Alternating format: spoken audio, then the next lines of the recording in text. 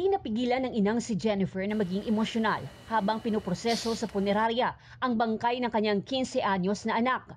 Ang pangarap ni Pearl Joy na maging isang pulis hindi na matutupad matapos siyang matagpo ang patay sa taniman ng tubo sa La Carlota City.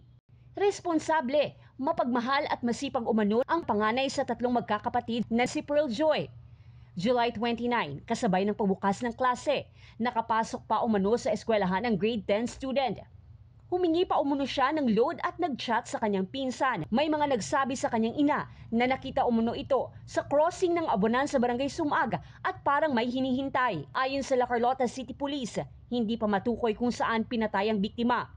Ang Bacolod City Police Office tumutulong rin sa paghanap ng CCTV footages at pag-track sa cellphone ng biktima. Patuloy pa rin ang paghahanap sa suspect.